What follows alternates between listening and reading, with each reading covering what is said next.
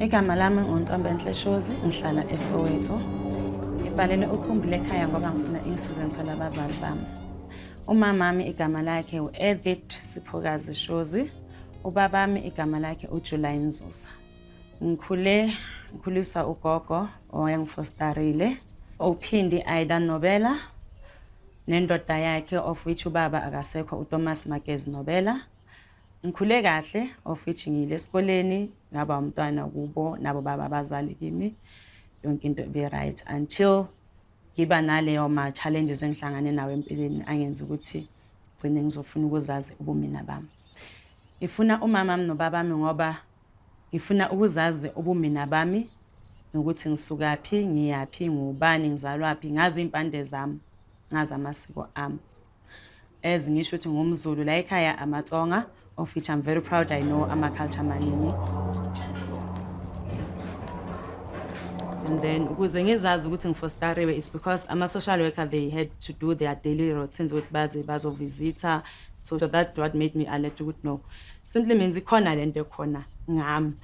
Then ngazibuza ngi-1 ngangakwazi ukuziphendula, of which kuhamba isikhathi I misbehaved.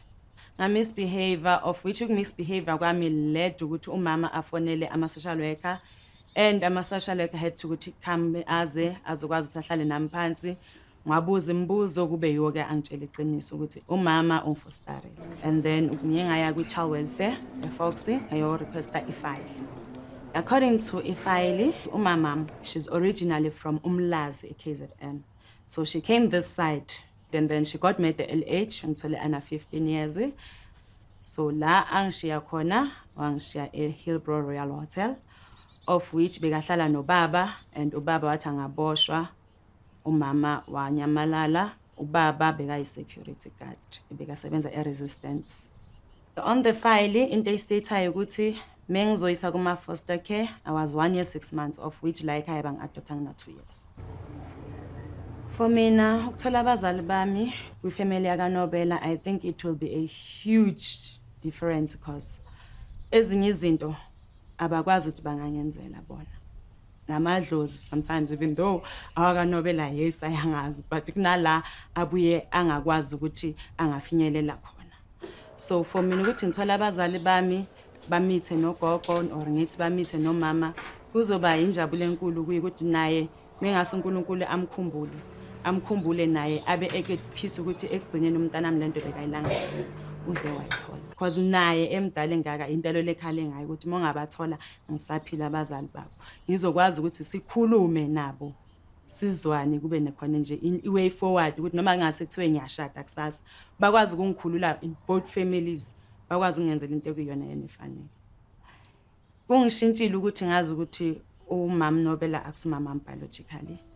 Kungishintshe in the way yokuthi ngigcine ngumuntu ongasafune ukuhlala nabo, bengasafune nikusezongihlanganisa nabo. That another thing engenza ukuthi ngigcine misbehavior like, because noma ezama ukungibuyisa hlale nami phansi ngizama ukungi-understandisa I couldn't.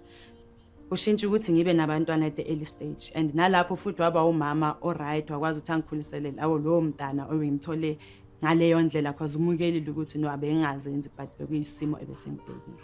So ngamukela ukuthi no, ithi ngithi bashonile, that's how I came back ukuthi ngikwazi ukuqhumana futhi nomama ukukhulisile.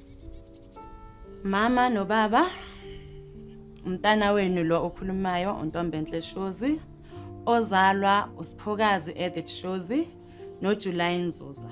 Cela onolwazi afonela bakaKhumbul'ekhaya. Ngibadinga ngoba ngidinga nami ukuthi ngibe umuntu empilweni, ngizazi ukusuka nokuhlala kwami. Ekubatholeni kwami kungangipholisa kakhulu kulesilonde enginaso ngaphakathi. Ngicela ukuthi one information afonela bakaKhumbul'ekhaya, ngajabula kakhulu ukubathola.